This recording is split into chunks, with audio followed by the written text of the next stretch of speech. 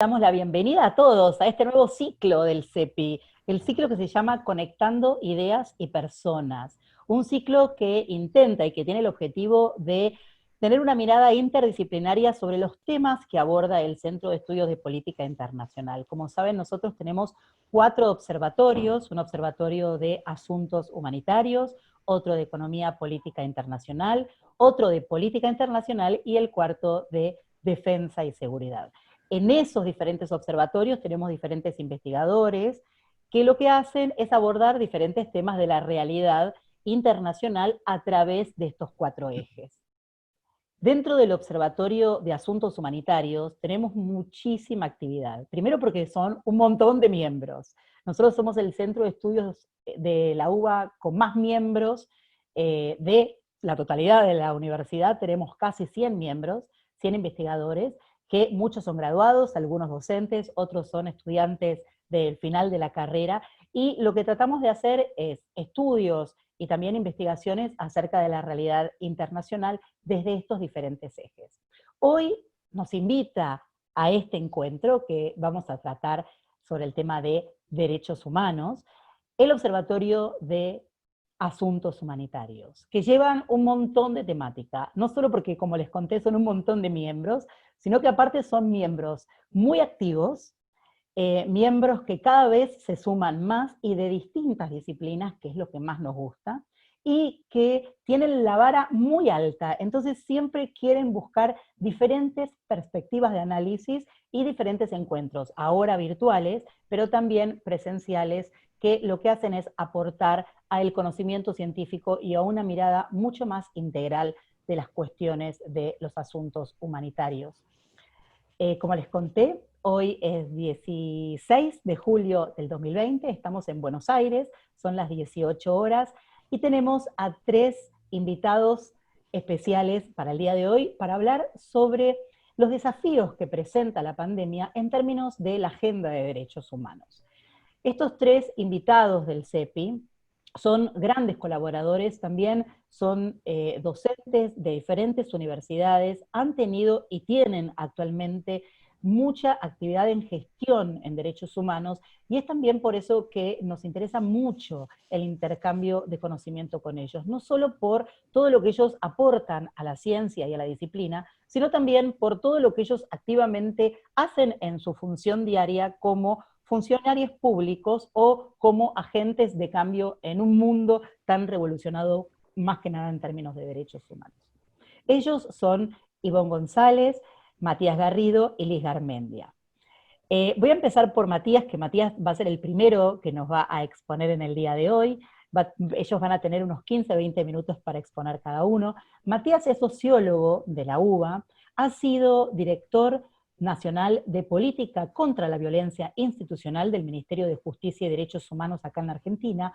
Hoy en día es consultor sobre derechos humanos, sobre estos temas y muchos otros temas, y nos encanta que esté con nosotros un sociólogo de nuestra casa que nos dé una perspectiva de cómo estamos afrontando estos desafíos de los derechos humanos en este contexto de pandemia.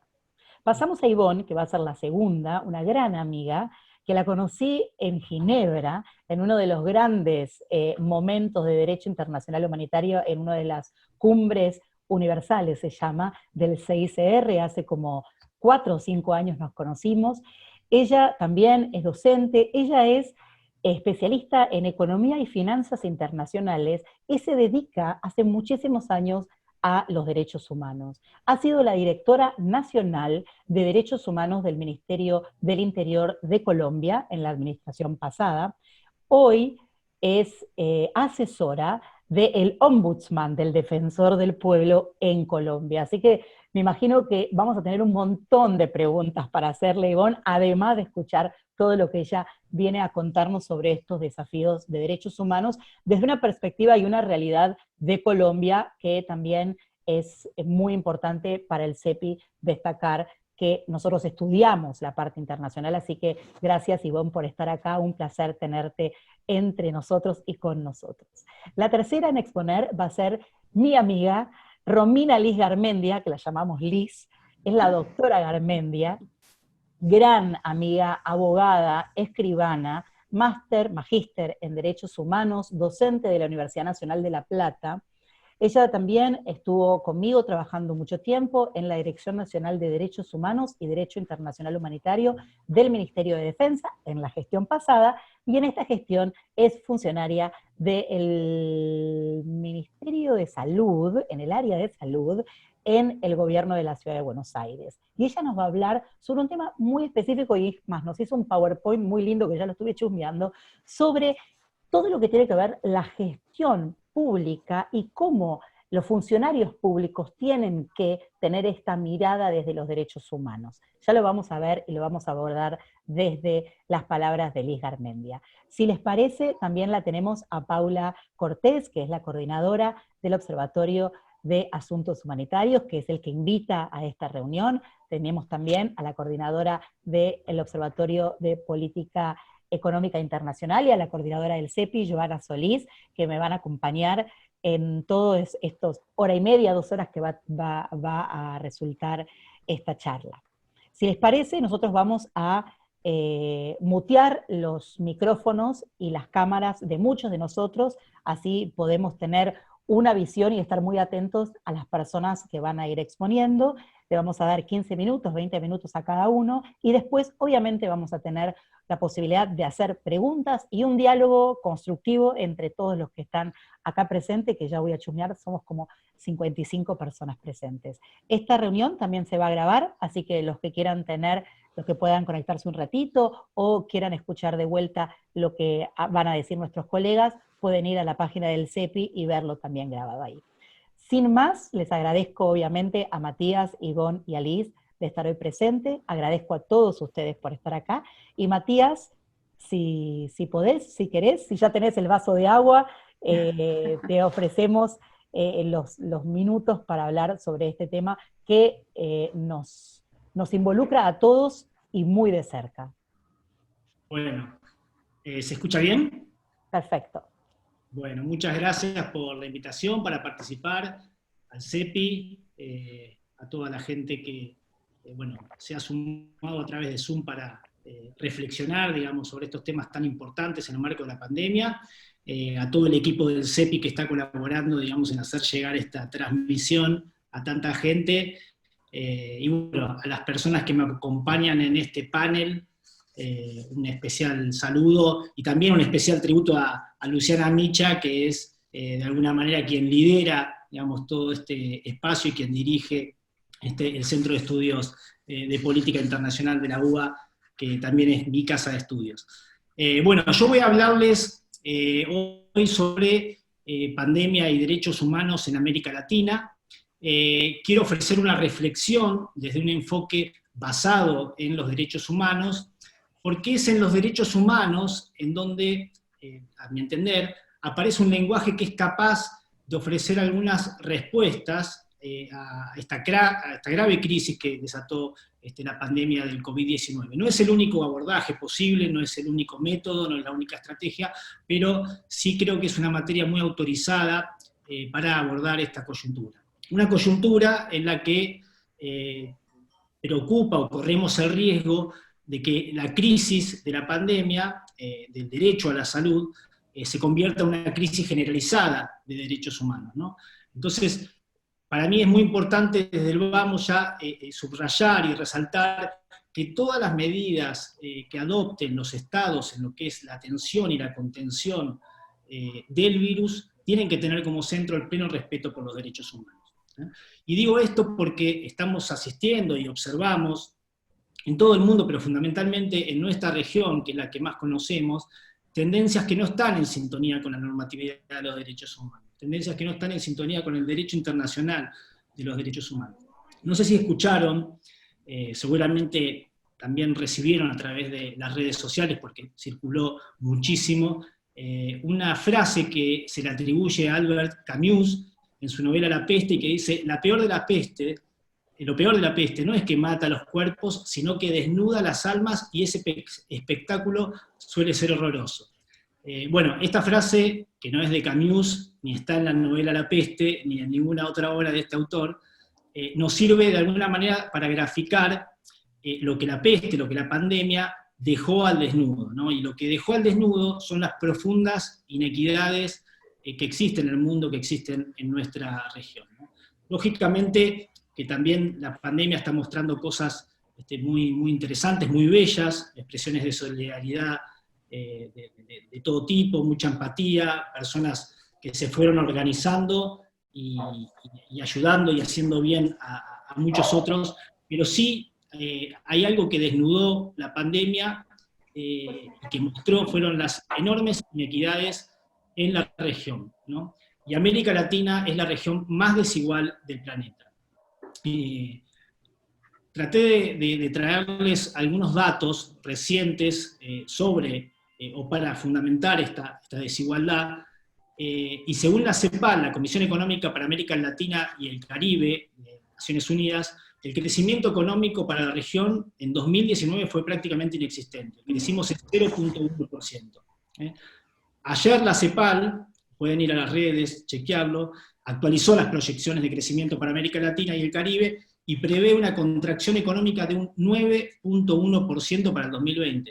Es decir, son datos que además pueden ser reactualizados, pero son datos terribles, un desplome histórico de la economía de América Latina. También, según la CEPAL, el 30,8% de la población de Latinoamérica vivía por debajo del umbral de la pobreza en 2019, con un 11,5% en situación de pobreza extrema. O sea que además de la pobreza y la pobreza extrema, que constituyen un problema transversal a todos los estados de la región, si a eso le agregamos niveles elevados de trabajo informal, servicios de salud fragmentados, que es otra de las cuestiones que caracteriza a nuestra región, las consecuencias desde el punto de vista de los derechos humanos pueden ser devastadoras. Así que además está decir también que el impacto que tiene esto sobre los grupos más vulnerables es mayor, tiene mayor impacto, y bueno, es una cuestión también que vamos a considerar en torno a cuáles son las posibles formas de abordar desde el enfoque de derechos humanos a estos grupos para que nadie quede atrás. Bueno, además la región se caracterizó por altos índices de violencia generalizada, especialmente de violencia por razones de género, de raza, de etnia. Miren, siempre defender los derechos humanos fue una tarea peligrosa. Aquellos que piensan que trabajar en estos temas es una comodidad o es una cosa fácil, para aquellos que están en las primeras trincheras, en los lugares, digamos, de mayor tensión, siempre fue una tarea muy, muy peligrosa que pudo llegar a costar la vida. 2019 terminó con 208 homicidios de defensores y defensoras de los derechos humanos en Latinoamérica y el Caribe. Fue la región más mortífera del mundo para quienes los defendían, y es acá, en América, donde tuvieron lugar el 68% del total de homicidios de defensores y defensoras de derechos humanos. Estos datos son de Frontline Defender, que es una organización irlandesa especializada en el trabajo de defensores y defensoras de derechos humanos. Y después, para puntualizar, fue Colombia el país más letal para los defensores y defensoras de los derechos humanos, donde en el 2019 se produjeron 106 homicidios, o sea, más de la mitad. Después la compañera de Colombia, Ivonne, puede darnos alguna otra precisión al respecto. También movilizarse y protestar fue peligroso en la región. Al menos 202 personas murieron violentamente en contexto de protestas sociales en las Américas, 83 en Haití, 47 en Venezuela, 35 en Bolivia, 22 en Chile, 8 en Ecuador, 6 en Honduras, todos datos de Amnistía Internacional, que es una de las organizaciones más prestigiosas en la materia, junto con Human Rights Watch, las más activas en lo que tiene que ver con campañas, con activismo, con incidencia política en esta materia. La criminalidad también fue otra de las pandemias en la región. México tuvo el año más violento de su historia moderna en lo que se refiere al número de homicidios registrados. 35.558 homicidios registrados en 2019, según el Secretariado Ejecutivo del Sistema Nacional de Seguridad Pública, que bueno, es un organismo oficial que depende de Presidencia y que registró la cruda cifra de 35.558 homicidios en el 2019. de las 50 ciudades más peligrosas del mundo, 42 de ellas están en nuestra región, y bueno, se ensañan especialmente con jóvenes, mujeres y los más marginados, según el Banco Interamericano de Desarrollo. Pero bueno, no quiero abrumarlos con más datos, pero bueno, me parecía importante dar una caracterización de la difícil situación que teníamos en la prepandemia, y además, bueno, sumar que en la región persisten otros flagelos como son la corrupción, la impunidad, las crisis penitenciarias, todo lo que tiene que ver con la violencia institucional como fenómeno estructural, y también la profunda y preocupante extensión del fenómeno de la migración, así como la discriminación estructural en contra de grupos con especial situación de vulnerabilidad, como ser discapacitados, pueblos indígenas, migrantes, niños, niñas y adolescentes, adultos mayores, colectivos LGBTQ. Pero bueno, sintetizando a la vista de las cifras que acabo de compartirles, decía entonces que una de las principales preocupaciones es que esta crisis de la pandemia, del derecho a la salud, se pueda convertir en una crisis generalizada de derechos humanos, y es en base a esta situación que se nos presentan, bueno, una serie de desafíos a atender, y que voy a tratar de esbozar algunas posibles soluciones o formas de encararlos, porque bueno, las soluciones me parece un poco pretencioso, pero alguna forma de encararlo, y también algunos interrogantes que me surgen, ¿no es cierto?, en relación a cómo abordamos toda esta cuestión desde, bueno, el punto de vista o desde el enfoque o el paradigma de los derechos humanos, ¿no es cierto? Pero bueno, habría que preguntarse si contamos efectivamente con los instrumentos necesarios para remediar estas situaciones denegatorias de derechos. ¿Cómo hacemos también para proteger los derechos humanos en este contexto tan tremendo que acabo de describir? ¿Cómo encaramos el día después para que no se produzcan situaciones denegatorias de derechos humanos? El día después, bueno, que es el día de hoy, que es el día de ayer, porque bueno, esto ya está, y las acciones y las medidas que tenemos que llevar adelante para resolverlo, digamos, ya tienen que estar puestas sobre la mesa. Y ya tienen que estar abiertos los canales de diálogo, ya tienen que estar abiertos todos los canales institucionales para plantear soluciones en estos momentos para que no se produzcan situaciones denegatorias de derechos. Pero bueno, entre esas posibles encares, esos posibles abordajes, hay tres cuestiones que quisiera mencionar. Una, que todas las medidas de excepción, en el marco de las emergencias, ¿no es cierto?, que fueron el cierre de fronteras, las cuarentenas, la suspensión de algunos derechos como el de movilización, o el de la reunión, o el de la asamblea, asegurar que en el futuro todas estas medidas de excepcionalidad no se transformen en una nueva normalidad. Es decir, que lo transitorio no se convierta en algo permanente. Sí, es cierto que hay que declarar situaciones de emergencia, digamos, la pandemia sí lo requiere. Hay dentro de todas las democracias de América, en sus constituciones, en su normativa, y hay también normativa regional que lo avala y que indica que en el caso de que si es necesario salvar vidas, debemos aplicar ciertas situaciones de emergencia y restringir algún tipo de derechos. La Convención Americana, por ejemplo, proporciona un marco normativo en el artículo 24 para aquellos que quieran conocer las medidas de excepcionalidad, pero bueno, no necesariamente todas esas medidas tienen que aplicarse a todo el territorio nacional. Lógicamente hay que justificarlas, tienen que estar enmarcadas dentro de un marco legal, de un marco normativo, y hay derechos obviamente que se pueden suspender, pero por el tiempo estrictamente necesario por las necesidades de la situación. Es decir, tiene que ser proporcional y tiene que ser temporal. Y en paralelo, lógicamente, promover políticas que justamente apuntalen el Estado de Derecho, ¿no es cierto? De esto se sale con más democracia y con más institucionalidad.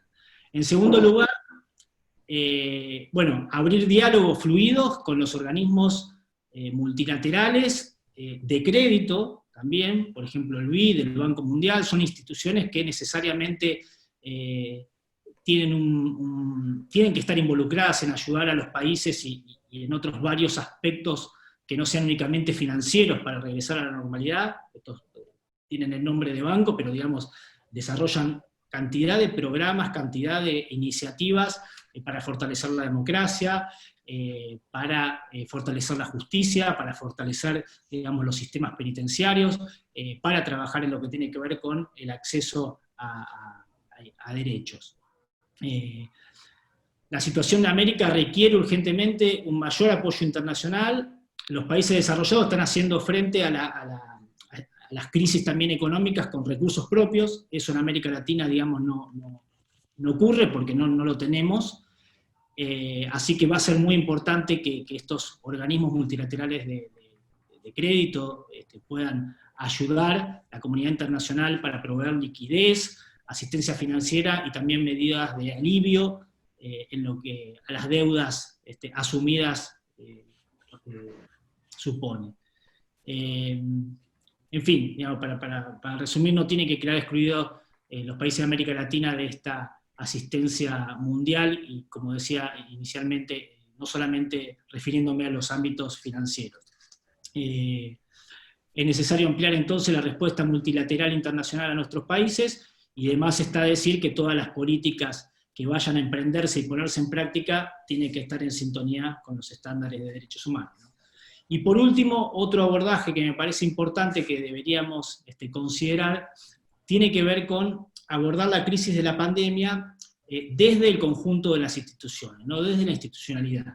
Construir, lógicamente, desde también todo el recorrido de instituciones muy importantes a nivel nacional. Me estoy refiriendo a las instituciones nacionales de derechos humanos, a la Procuraduría de Derechos Humanos, a las Defensorías Generales, a las figuras del Ombudsman, que han venido haciendo un trabajo muy importante a lo largo de los años, desde su creación, que ciertamente es reciente, hasta la actualidad. Entonces, valernos también de esas experiencias, valernos de esos recorridos, de esas trayectorias, desde los legados del pasado y también desde los fortalecimientos del presente, porque son entidades que también en estos momentos están adquiriendo mucho saber, en lo que tiene que ver con la logística, en lo que tiene que ver con la atención, en lo que tiene que ver con todo tipo de estar en las primeras líneas en la contención de situaciones dramáticas. Entonces, todo ese saber, estaba pensando, por ejemplo, no sé, en el trabajo, lógicamente, de la Cruz Roja Internacional, de las agencias de Naciones Unidas, de Cascos Blancos, que están haciendo un trabajo muy importante de hacer llegar a los que menos tienen diferentes tipos de recursos para que esta situación pueda ser sobrellevada. Entonces, también lógicamente hay que trabajar más en coordinación con estos espacios, desde los públicos, desde los estados, y también con el Sistema Interamericano de Derechos Humanos, ¿cierto? OEA, Comisión Interamericana de Derechos Humanos, la Corte Interamericana, todo el sistema de Naciones Unidas y sus distintas agencias regionales. O sea, son todos organismos que tienen también potestad para dirigirse a los estados y guiarlos sobre cómo tienen que manejarse en el marco de las pandemias para que no vulneren derechos fundamentales de las personas, ¿no? Entonces, para poner un ejemplo, digamos, la CEPAL acaba de sacar un importante informe ayer sobre la situación económica de América Latina. Naciones Unidas acaba también de sacar, ayer lo anunció el secretario general Gutiérrez, un documento de políticas que deben llevar adelante los estados para superar esta crisis, con un importante componente y enfoque también de derechos humanos, que está atravesando lo anunció el secretario general de Naciones Unidas, a todas las agencias de Naciones Unidas que incorporen dentro de sus resoluciones, dentro de sus recomendaciones, dentro de sus trabajos, un enfoque de derechos humanos, y también resaltar como documento importante, está todo disponible en estos momentos en la red, la resolución 1-2020 de la Comisión Interamericana de Derechos Humanos, que fue una resolución que se planteó al inicio de la pandemia, con un montón de recomendaciones a los estados sobre cómo manejarse, sobre cómo guiarse para no vulnerar derechos fundamentales. Para ir terminando, el daño colateral del COVID, que va a ser tremendo, en todo lo que tiene que ver con el colapso del sistema financiero, los problemas de desempleo que quizás no hayamos visto jamás, aumentos muy marcados en lo que tiene que ver con el porcentaje de personas en condiciones de pobreza, y también aumentos de la protesta social y de disturbios internos. Así que la institucionalidad nos va a servir no solamente para resolver estas situaciones, sino para vigilar la reacción de los gobiernos ante estas situaciones, como por ejemplo marcar cuando se haga un uso excesivo de la fuerza o desproporcionado durante las protestas sociales, ¿no? Así también lo mencionó Michelle Bachelet, alta comisionada de los Derechos Humanos de Naciones Unidas, que advirtió que se ha visto que para hacer cumplir las medidas de cuarentena se han hecho uso excesivo de la fuerza, lo hemos visto en todos los países de la región, en Argentina y en el mundo. Así que, bueno, los organismos y los medios de comunicación pueden ser una alerta temprana para advertir estas situaciones, así que es esencial ese diálogo con los diferentes actores de la sociedad civil, porque bueno, la información no únicamente puede venir de los estados, no porque los estados representen información, sino porque a veces también las organizaciones de la sociedad civil están ahí en el frente de las batallas, accediendo a buena información, accediendo a información directa, también, por ejemplo, la academia con sus investigaciones, teniendo acceso y capacidades que a lo mejor los estados, por diferentes motivos, no disponen. Así que hay que confiar en el aporte de la sociedad civil, y en su capacidad de organización y movilización, en su activismo. Así que, como dijo Margaret Mead, que era una antropóloga y feminista norteamericana, nunca duden de que un pequeño grupo de personas pensantes y comprometidas pueden cambiar el mundo, porque de hecho siempre ha sido así. Son los únicos que lo han logrado. Así que, bueno, muchas gracias. Matías. Excelente, Matías. Y nada, a disposición para todas las preguntas que puedan tener. Es un gustazo. Muchísimas gracias, excelente, excelente. No solo lo que contaste de las cifras y los números, sino también la reflexión, ¿no? Se vienen tiempos difíciles, pero todos podemos aportar a la solución y a la alerta temprano, que eso es tan importante. Ahora, si les parece, le agradecemos muchísimo a Matías, y quédense ahí, que él se queda, por si alguien tiene alguna pregunta o alguna reflexión sobre lo que él nos contó, tanto sobre los números y también sobre las políticas que tendríamos que estar afrontando. Vamos a pasar a Ivonne González, que va a hablar también sobre los desafíos de los derechos humanos desde una perspectiva desde Colombia y desde todo su background, tanto laboral como de docencia. Ivonne, no sé si estás por ahí. Aquí estamos, Lucía. Muy bien. Bueno, es todo tuyo, Ivonne. Yo te voy avisando, las chicas te van avisando después de 15 a 20 minutos.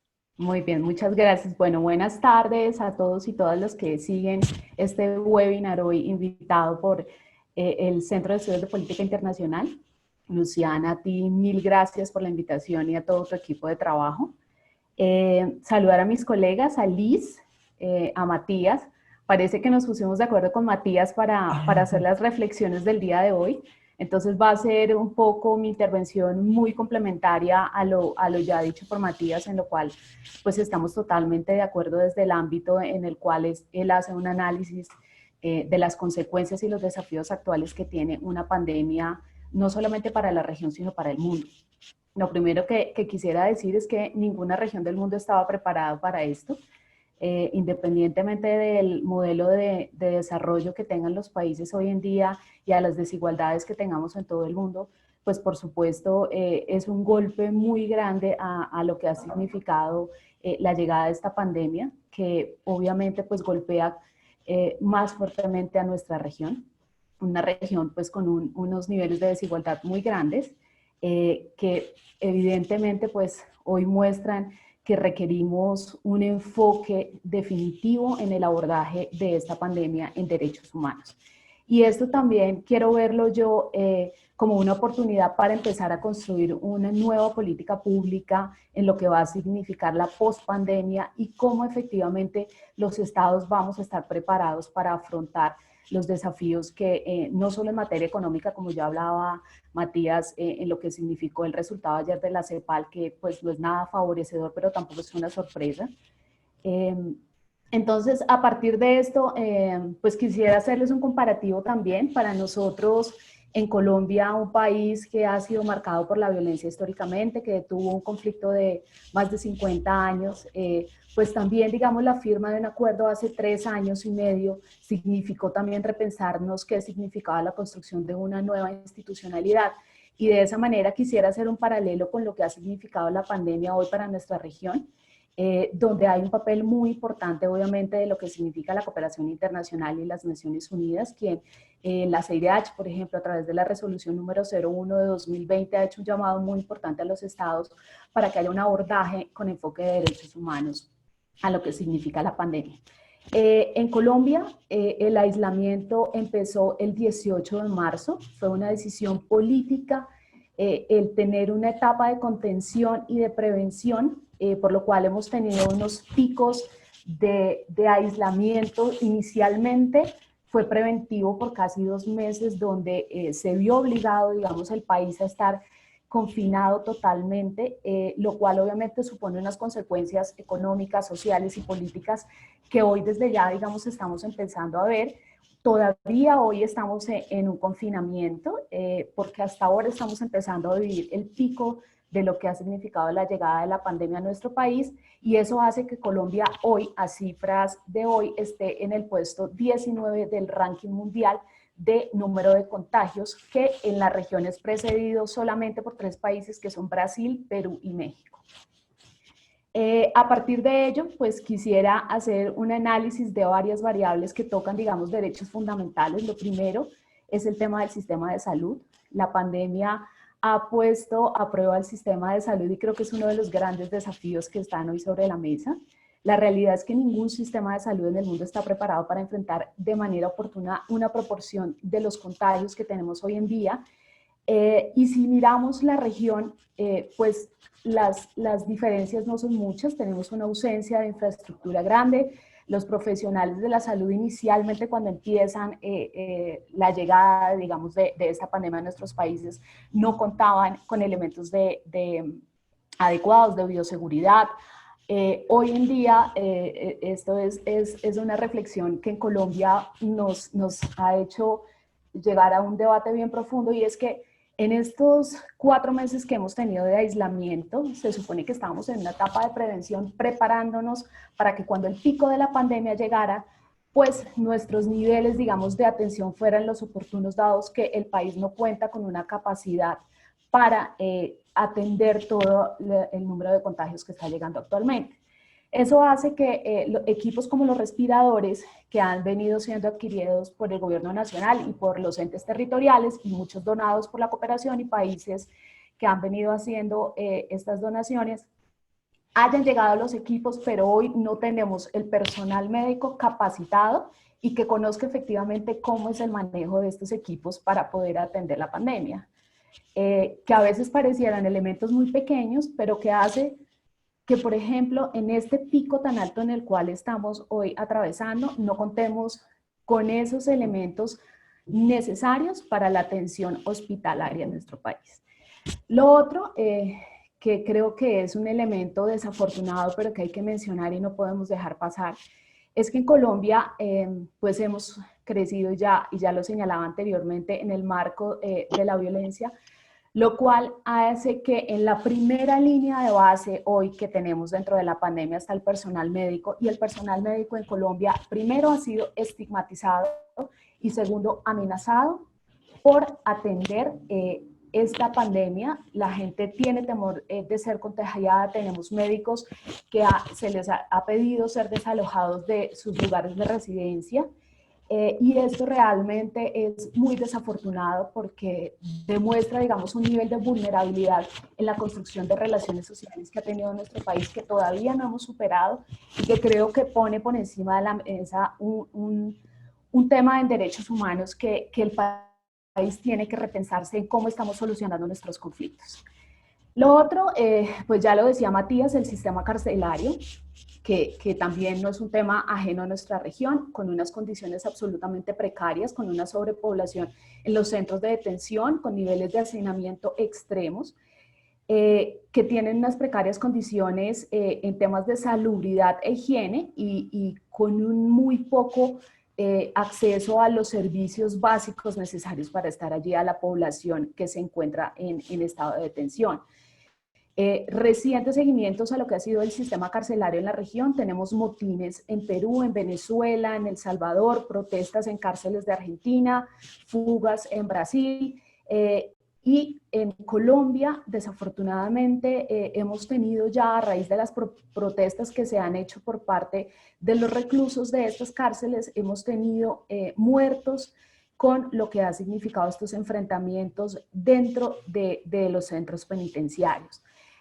Por supuesto, también hay una vulneración mayor a la población LGBTI que muchas veces no se menciona, y es el aumento de violaciones, dado pues que en el estado de confinamiento en que se encuentran actualmente aumenta este número de violaciones, no hay hay una ausencia de visitas por parte de familiares y parejas de las personas que están en estado de reclusión.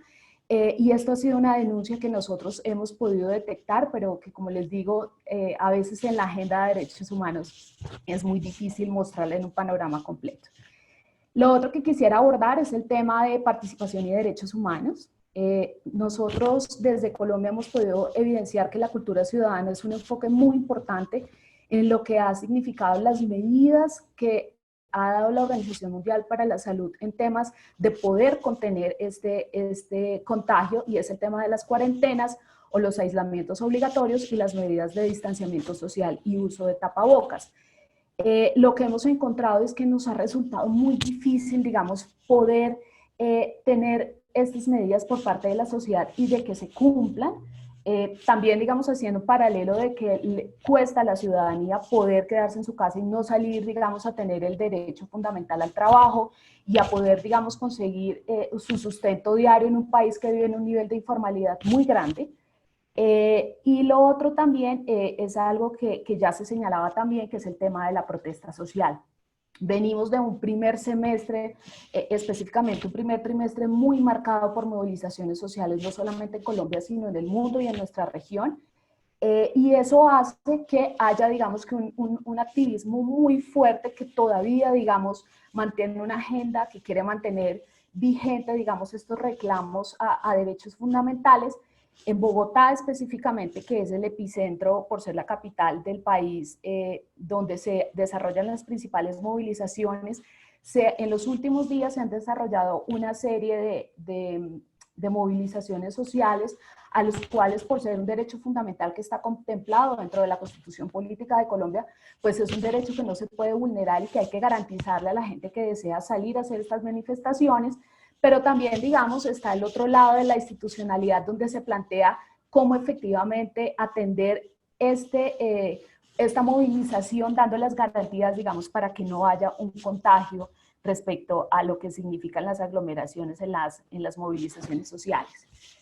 Lo otro que quisiera ver es el tema de la situación política.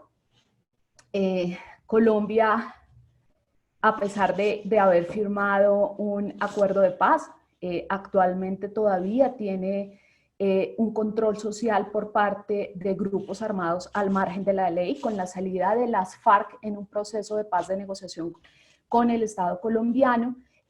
Deja unas regiones que son las regiones más vulnerables hoy de Colombia, donde no hay una capacidad del Estado que aún no ha podido llegar, a pesar de que han transcurrido 3 años y medio de la firma del acuerdo, donde grupos de narcotraficantes y grupos armados al margen de la ley han instalado una política que Human Rights Watch ayer denominó del régimen del terror, un informe que saca el señor Vivanco, donde demuestran, digamos, cómo hay un control social, donde se amenaza de muerte, digamos, a la gente o a los líderes y lideresas sociales que quieran salir a ejercer cualquier tipo de acción.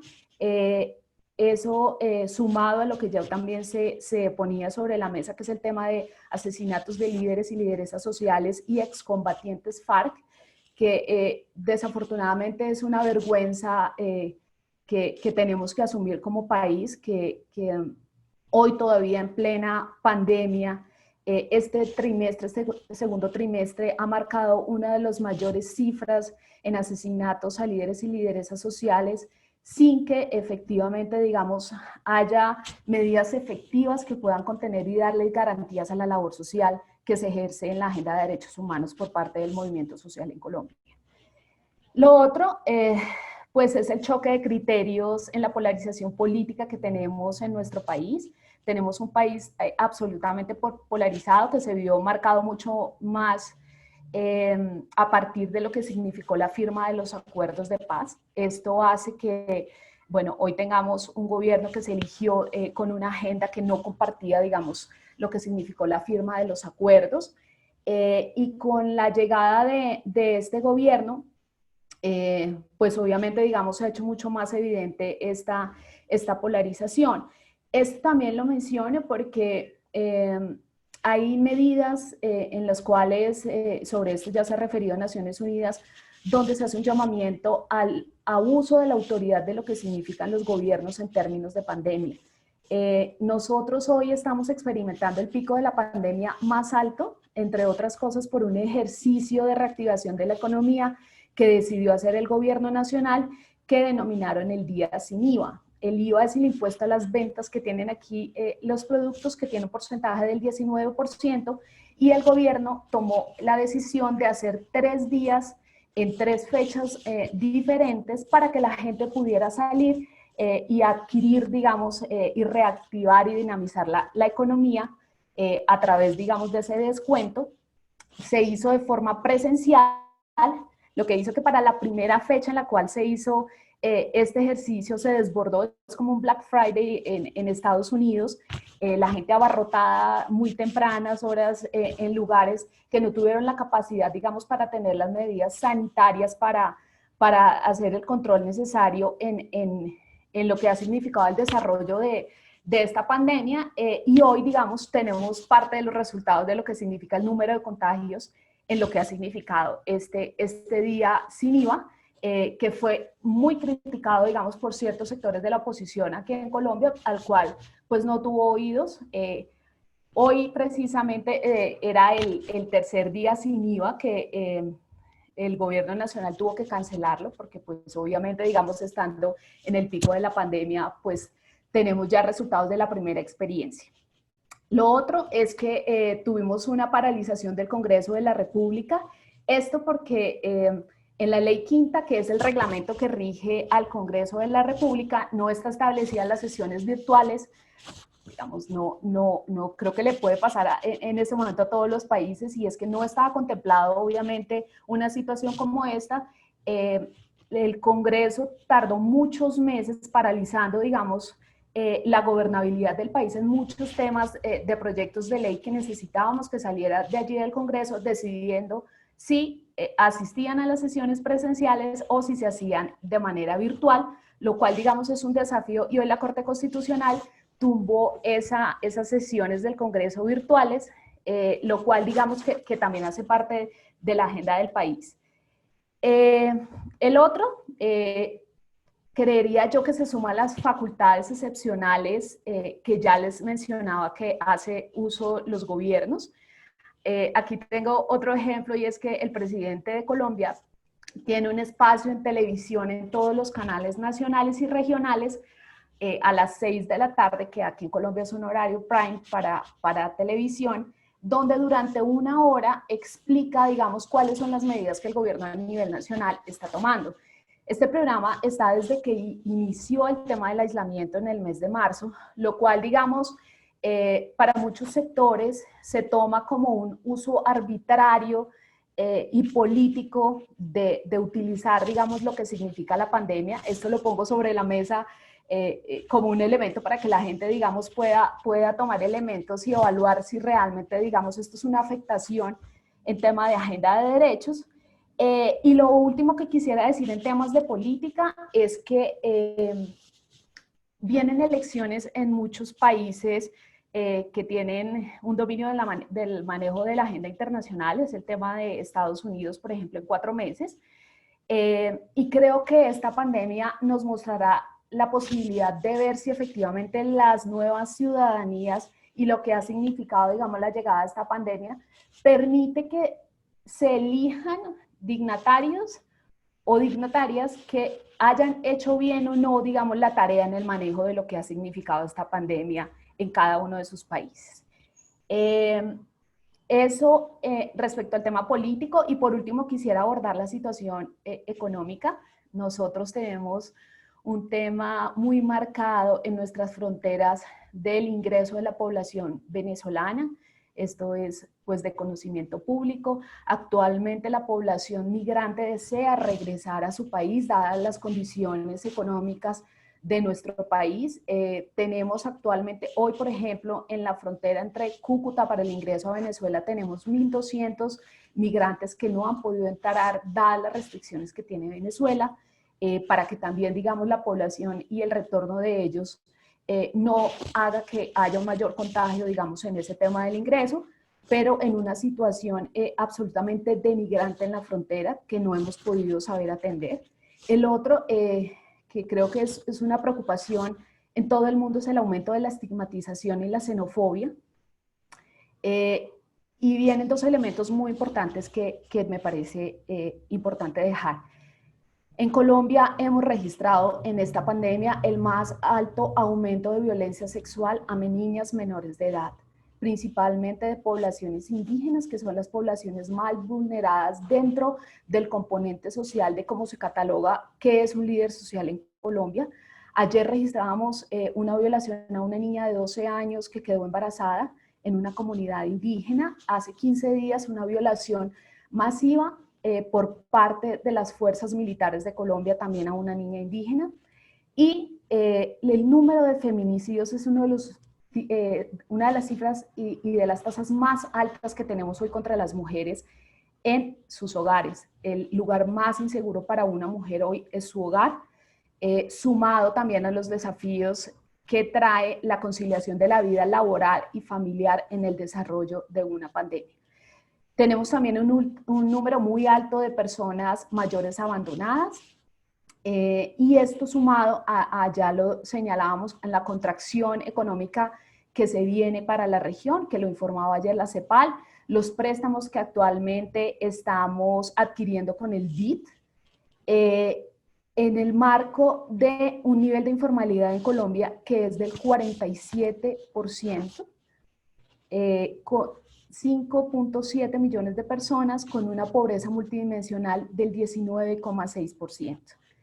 Entonces, a partir de esto, lo que buscaba también es, como en el marco de la empresa y derechos humanos, poder hacer un DOFA de lo que han significado, digamos, las amenazas y las debilidades en lo que ha significado este desarrollo de la pandemia.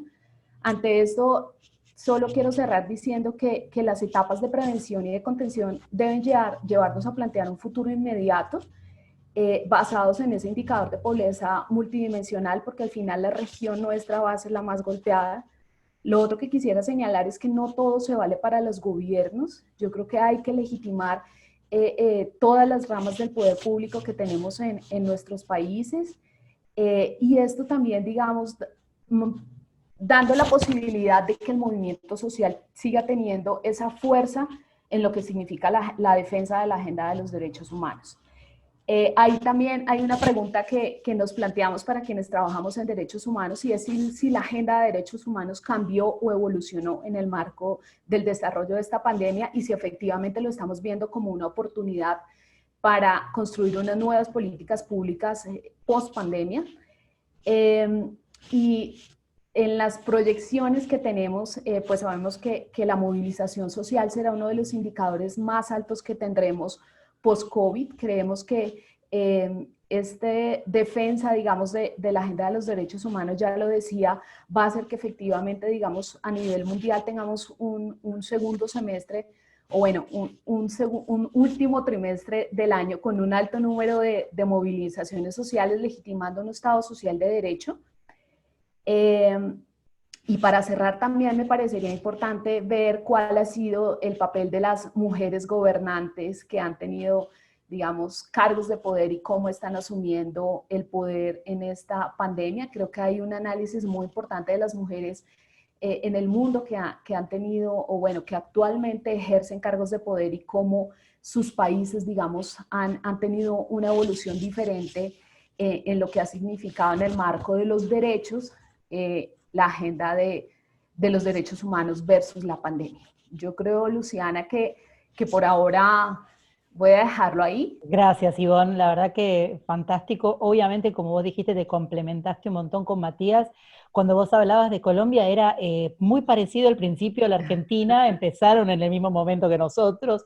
Tienen, obviamente, otras realidades, pero realidades muy parecidas a las nuestras, hasta que hablaste lo del IVA, que obviamente acá no pasó por suerte, pero sí pasaron otras cosas, digo, pasaron runners, pasaron otras cosas, digamos, esto, como vos dijiste, es algo que se evidencia en todas partes del mundo, no estábamos preparados, nuestros políticos tampoco, estamos haciendo y están haciendo lo que creen mejor o más conveniente, y a veces obviamente esas fallas se pagan muy caras, se pagan con vidas, y lo que sí vemos es que justamente la vulneración de derechos sigue siendo a las personas que están y los grupos que están en situación de mayor vulnerabilidad, como las mujeres, las personas migrantes, como vos bien dijiste, como los adultos mayores, como las personas con discapacidad, que también lo dijo Matías y que también lo dijiste vos, y los grupos indígenas, así que los pueblos originarios. Así que me parece que, y obviamente los defensores de derechos humanos, que es increíble la cantidad, del 68%, como dijo Matías, de muertes de defensores de derechos humanos está en nuestra región, así que es algo que nosotros nos debemos para la agenda de derechos humanos para la región. Si les parece, muchísimas gracias, Ivonne, por las reflexiones y también por el análisis político, porque la verdad que es muy importante analizar también eso, ¿no? El análisis político y cómo se ejercen las políticas y bajo qué parámetros. Si les parece, pasamos a Liz Garmendia, que ella nos va a hablar más que nada sobre el tema de la función pública, que también es muy importante. Tanto Matías como Ivonne decían, es importante la ciudadanía, es importante que la función pública esté presente, que haya más democracia, que haya más Estado y que haya más instituciones para garantizar el ejercicio de cada uno de sus derechos y para garantizar los derechos humanos en nuestras sociedades. Si te parece, Liz. Perfecto, ahí me escuchas. ¿Bien?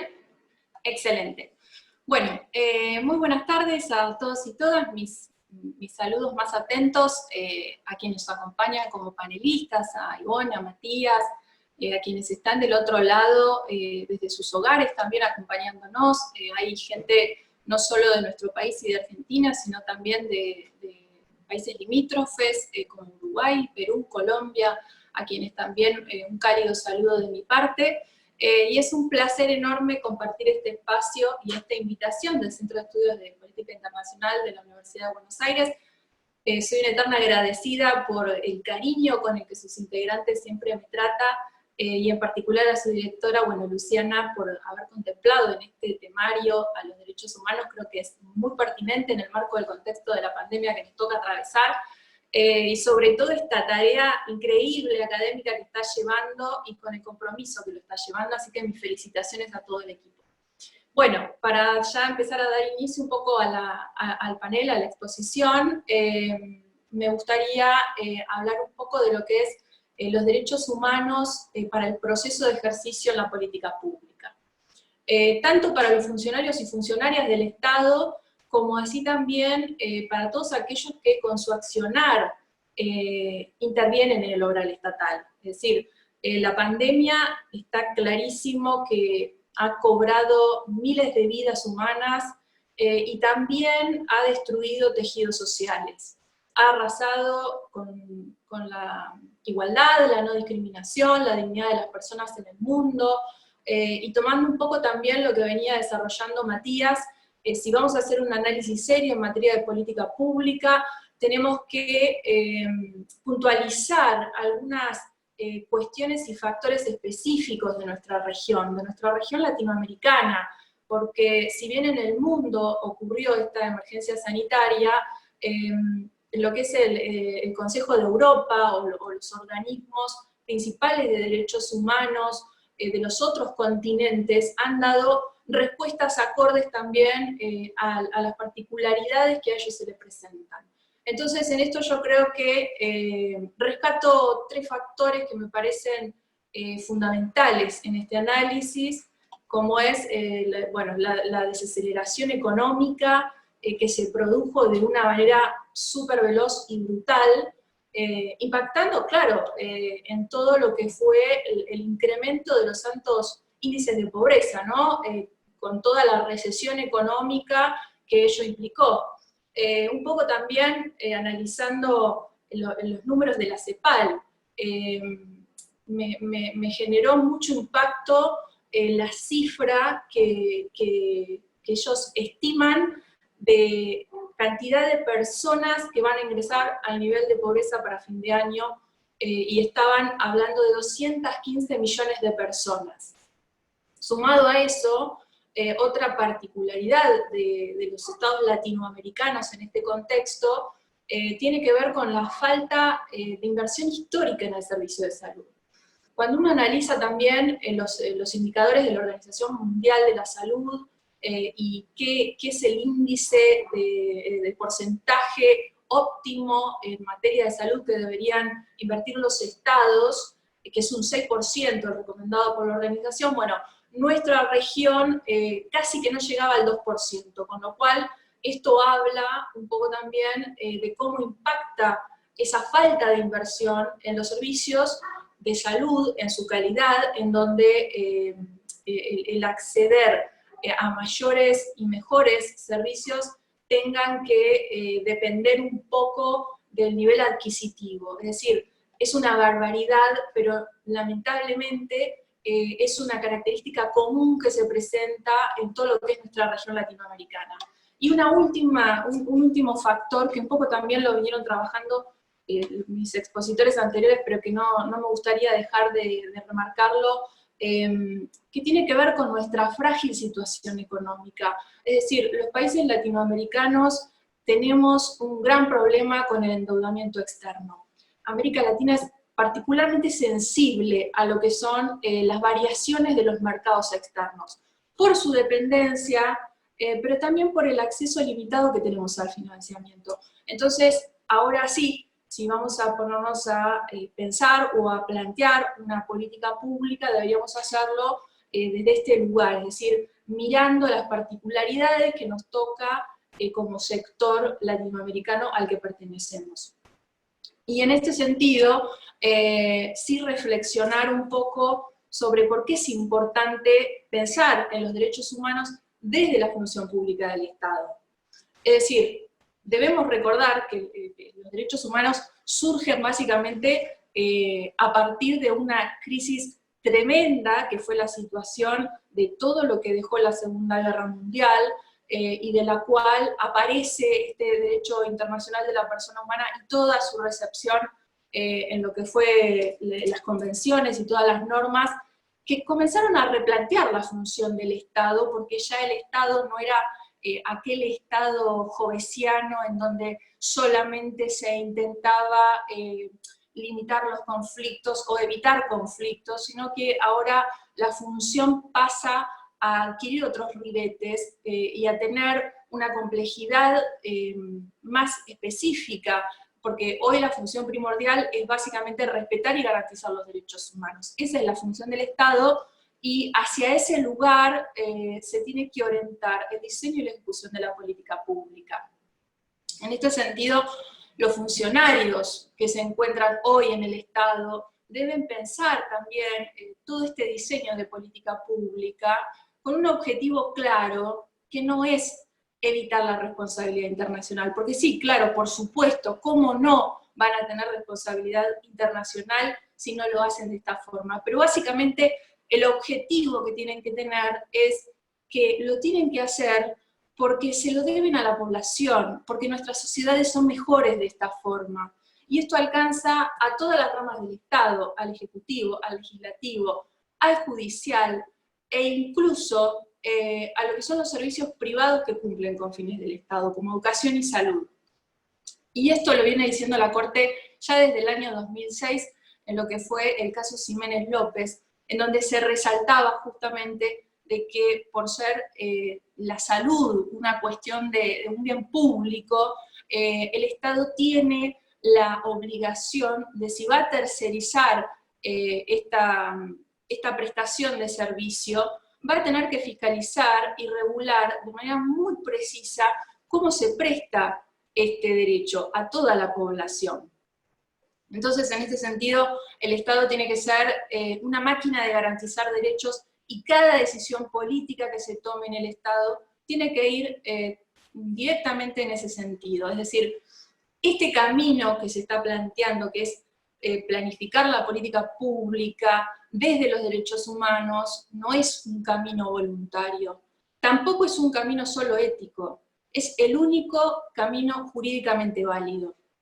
Y en la órbita del sistema interamericano de derechos humanos, como bien lo mencionaba al inicio Matías, la Corte Interamericana rápidamente accionó tomando cartas en el asunto, y el 9 de abril de este año adoptó una declaración, que es esta declaración llamada COVID-19, que claramente marca un hito en el sistema interamericano, porque quienes trabajamos en derechos humanos sabemos que el sistema interamericano tiene como órgano a la Corte, y en su ejercicio tanto consultivo como en su ejercicio contencioso nunca había dictado una declaración en más de 40 años de historia de la Corte.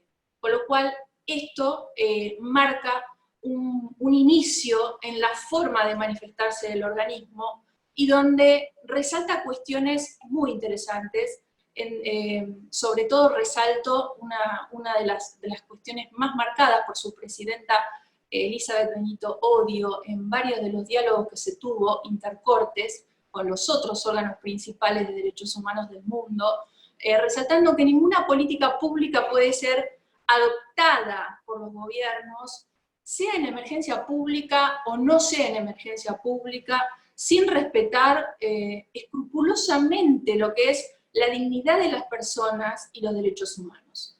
Y a su vez también en esa declaración, además de hacer un raconto muy pormenorizado de los distintos colectivos en estado de vulnerabilidad y de los derechos a respetar en la pandemia, quedó muy claro la importancia de los derechos económicos, sociales y culturales. Y esto no es una cuestión menor, porque siempre los derechos económicos, sociales y culturales fueron como relegados por los estados, y hoy la pandemia nos deja o hace entrever justamente la relevancia que cobran estos derechos y su exigibilidad inmediata. A su vez también esta declaración de la Corte Interamericana reitera y deja marcado en todos sus pasajes, nuevamente, que estas situaciones de emergencia de ninguna forma habilitan a utilizarse como un pretexto para lo que es el abuso de poder público. Es decir, imponer medidas que sean desproporcionadas o una amenaza para los derechos humanos. Es decir, la política tiene que ser transparente y respetar el sistema democrático. Esto básicamente está dirigido un poco también a lo que vos, Ivonne, planteabas y dejabas sobre la mesa, a la discrecionalidad de los ejecutivos, del poder ejecutivo. Esto no puede ocurrir, porque para eso estamos dentro de un sistema democrático, existe la división de poderes, hay un parlamento y las decisiones se toman en conjunto y con la participación del pueblo. Un poco a modo de lecciones aprendidas, lo que manifestaba, como yo les contaba al inicio, los tres principales órganos de derechos humanos, que son el Tribunal Europeo en el Consejo de Europa, la Corte Interamericana en nuestro sistema, y lo que es la Corte Africana en el sistema africano, de estándares en los que todos los estados convergen más allá de sus particularidades y de su región, digamos, y de las posibilidades de acceso de sus economías. Y cada una de estas principios en los que convergen están dados primero por el principio de proporcionalidad, este principio en donde se exige una ponderación y donde el interés público no se puede utilizar, lo que hablábamos hoy, como un comodín en lo que fue, o en lo que sigue siendo hoy, ¿no? La lucha contra la pandemia, avasallando las autonomías individuales de las personas o vulnerando derechos de los colectivos desaventajados. Entonces, este principio lo que hace es que todas las medidas que se adopten tienen que ser no solo de buena fe, sino además ponderando la situación y los derechos en particular.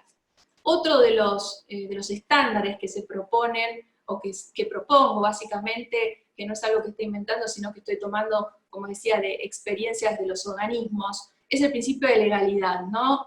Donde las medidas que se vayan adoptando sean accesibles y sean predecibles, es decir, que no se ponga en funcionamiento reglas demasiado amplias, demasiado poco claras, que permitan a los estados infringir o actuar en un marco de demasiada discrecionalidad. Es decir, toda restricción no tiene que dar lugar a un avasallamiento de los sistemas democráticos y de los derechos de las personas, es decir, el derecho humano de cada uno de sus integrantes. Después, otro de los principios también neurálgicos en esto para tomarse, y que es un estándar de política pública, para el análisis de la política pública, es el principio pro persona.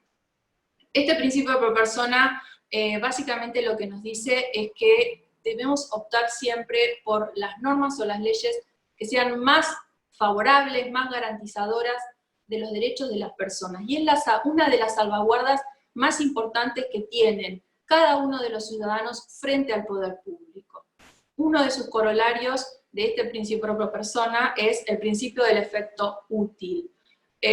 Básicamente, y muy rápido, consiste en asegurar que las medidas que se tomen sean eficaces y prácticas, es decir, que no se torne ilusorio.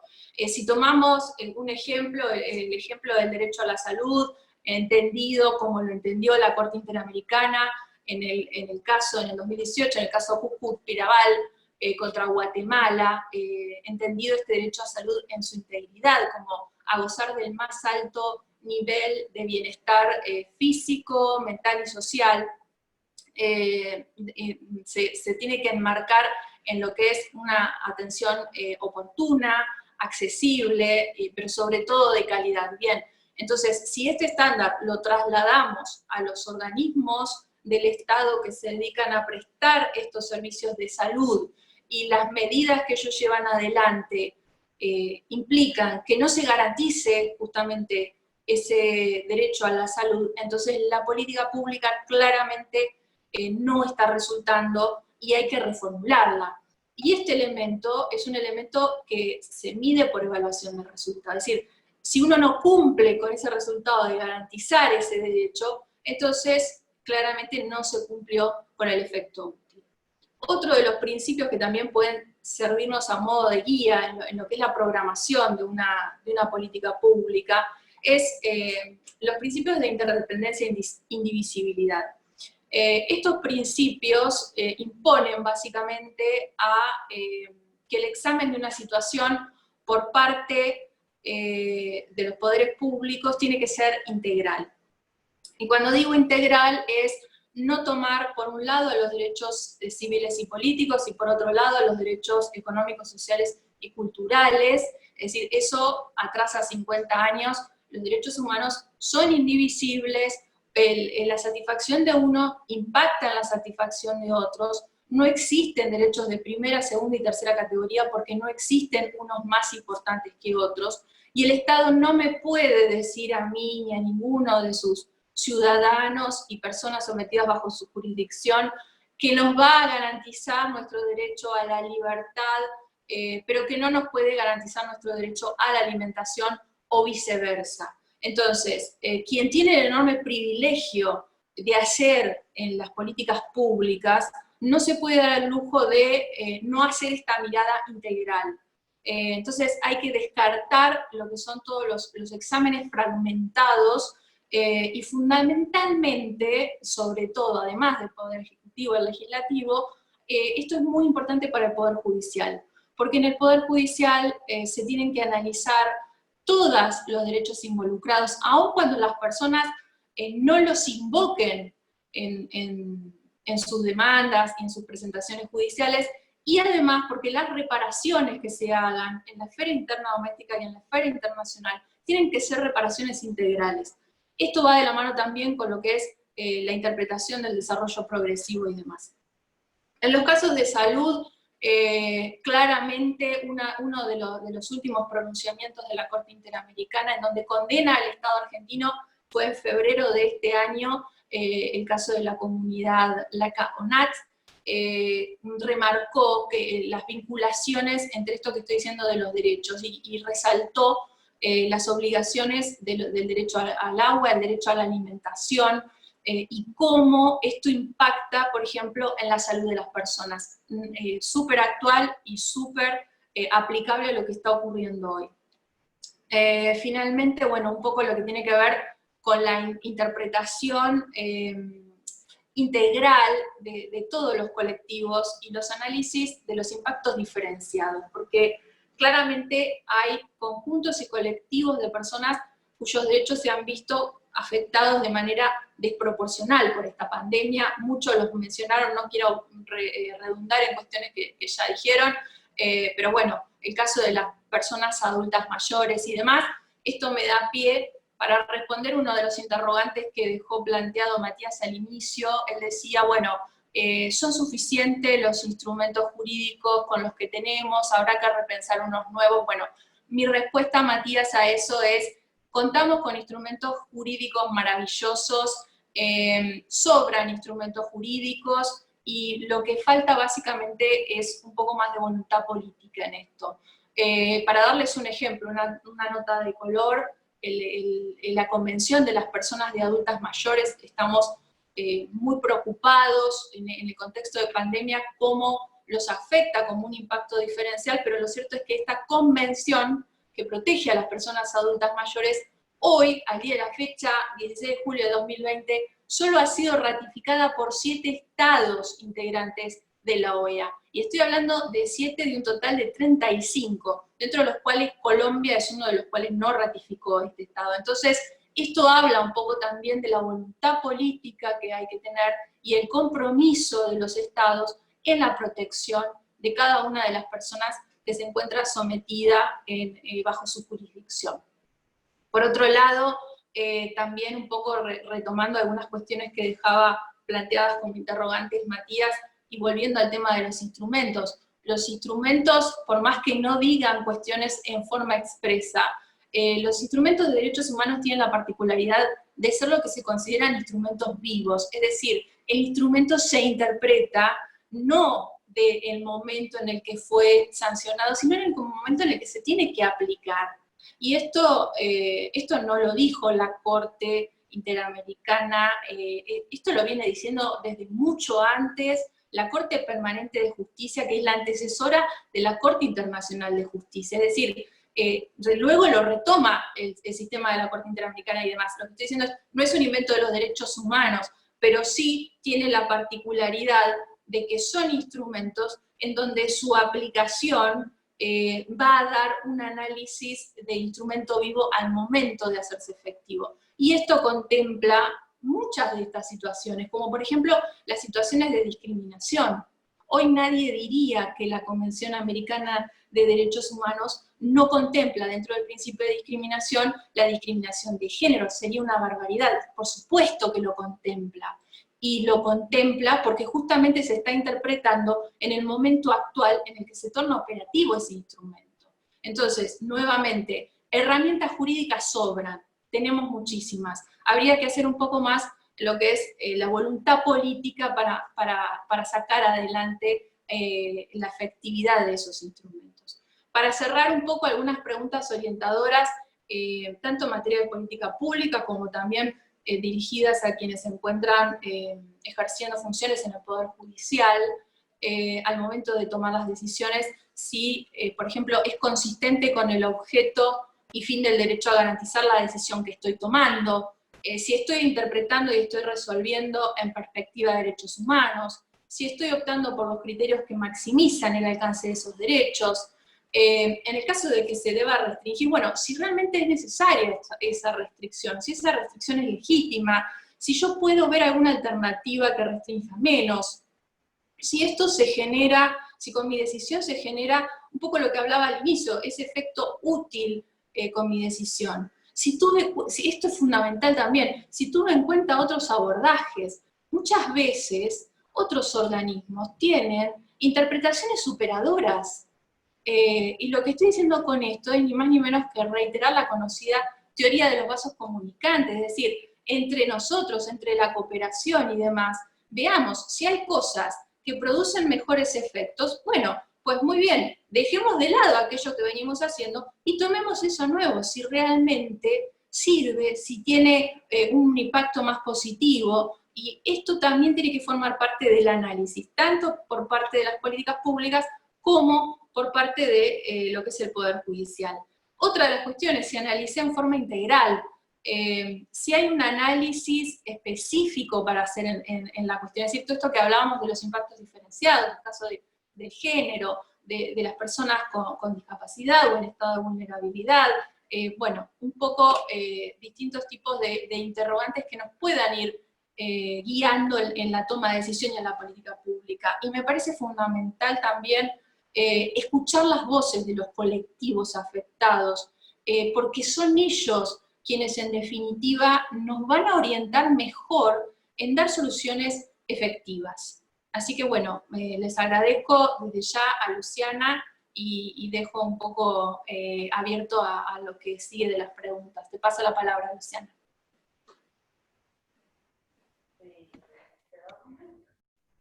Bueno, retomo la palabra yo, Liz. Les agradezco a los tres expositores, fueron muy claros. Yo soy Paula Cortés, soy la coordinadora del Observatorio de Asuntos Humanitarios, y nos llegó una pregunta de Julia Montani. Me gustaría, si estás por ahí, hacer la voz, si no tengo como para hacer.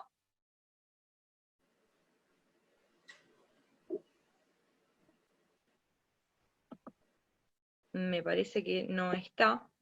Sí, sí, acá estoy. Ah, ahí está. Estaba buscando el botoncito.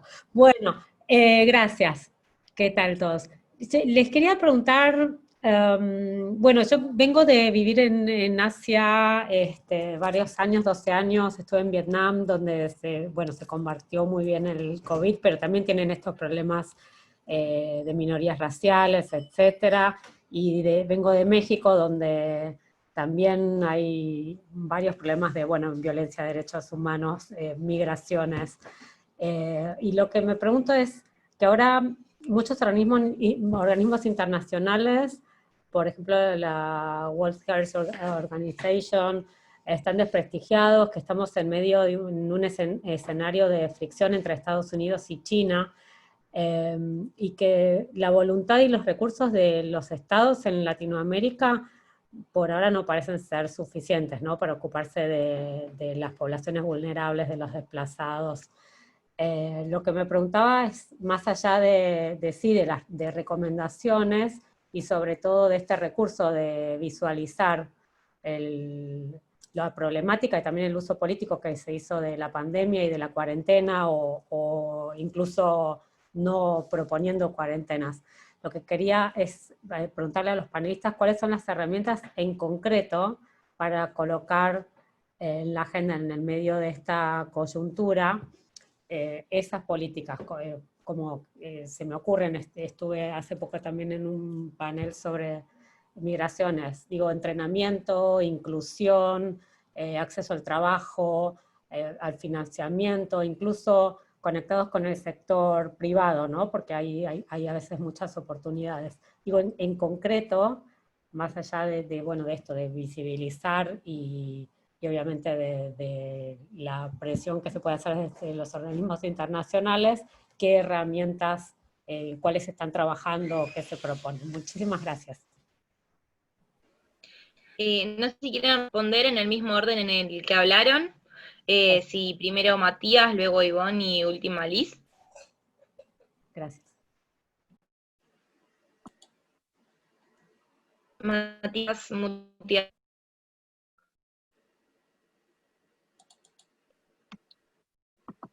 A ver, no, seguís muteado. Te tenés que desmutear, Matías, si no, no te vamos a poder escuchar. Ahora sí. Ah, sí.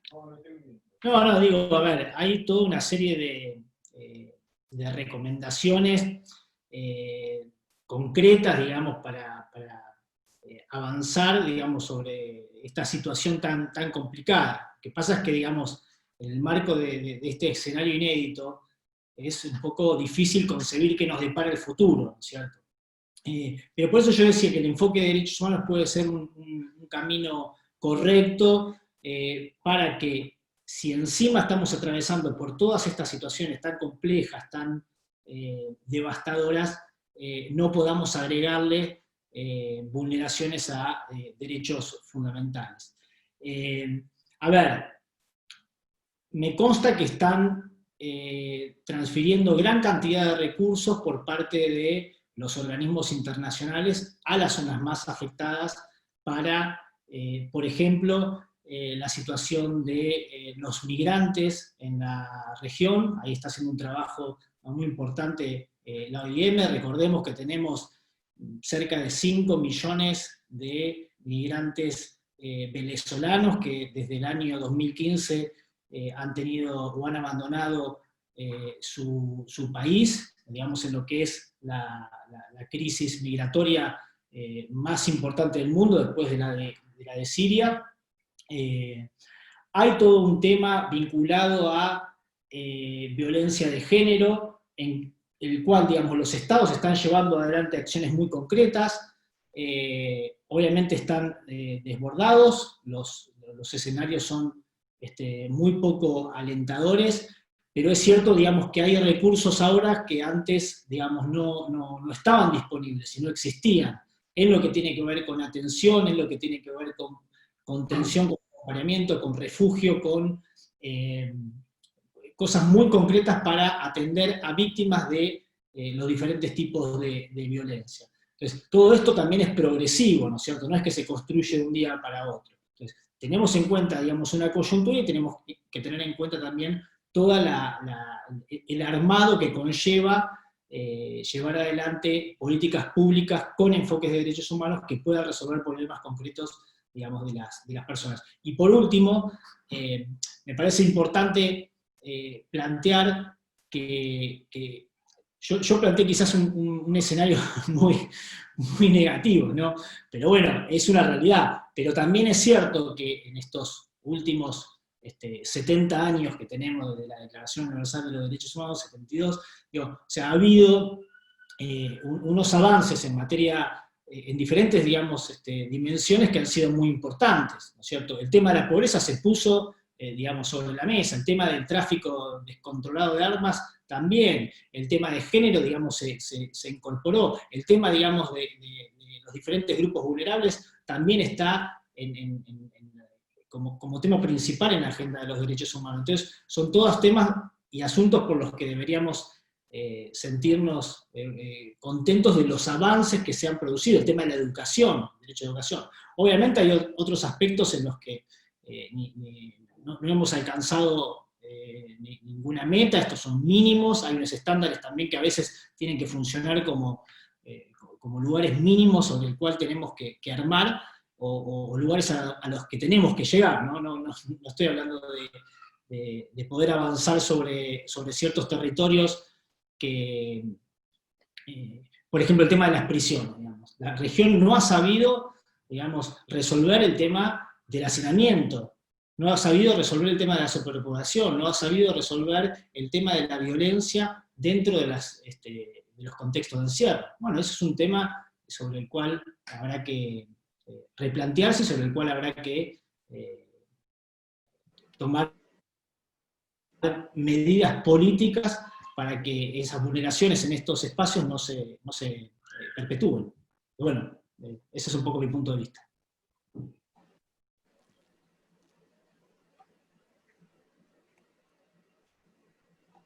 Ivonne, ¿querés seguir vos? Tenés que desmutearte, acordate. Si no, no te vamos a escuchar tampoco. ¿Me están oyendo? Ok. Una pregunta bien difícil, pero lo voy a resumir en la intervención de Liz. Yo creo que hay un factor importante a mi modo de ver, que es el tema de la voluntad política. Y lo voy a poner en algunos ejemplos. Hoy en Colombia, con, digamos, las consecuencias que pude poner sobre la mesa desde distintos ámbitos, por ejemplo, hay una decisión del gobierno de orientar sus recursos hacia apoyo hacia los bancos. En Colombia tenemos uno de los empresarios más ricos del mundo, que es dueño, digamos, de un porcentaje muy alto de los bancos de este país y con participación en bancos a nivel mundial. Y la decisión del gobierno, digamos, a mi modo de ver, en vez de financiar, diga, lo que han significado los salarios de los empleados de las microempresas, porque ya les dije cuál es el porcentaje de informalidad de este país, que también es el mismo en la región, en vez de financiar, digamos, el apoyo a estas pymes o a estas pequeñas microempresas para que puedan dar abasto, digamos, en la capacidad de poder mantener una línea base de sus trabajadores, el direccionamiento de los recursos prefieren darlo a exenciones tributarias a los grandes empresarios de este país, y esto sin, digamos, quitar la responsabilidad y el gran papel que cumple, digamos, el sector privado en lo que va a ser la reactivación de la economía post-COVID.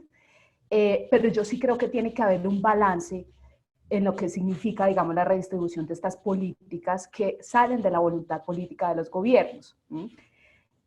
Lo otro, Colombia es un país absolutamente rico en agua, somos casi el 90%, digamos, en los más de 45, 48 millones de habitantes hoy en Colombia, pero nosotros tenemos 170 municipios que fueron directamente los más afectados por la violencia y por el conflicto armado, donde la capacidad del Estado, lo mencioné en mi intervención, nunca llegó.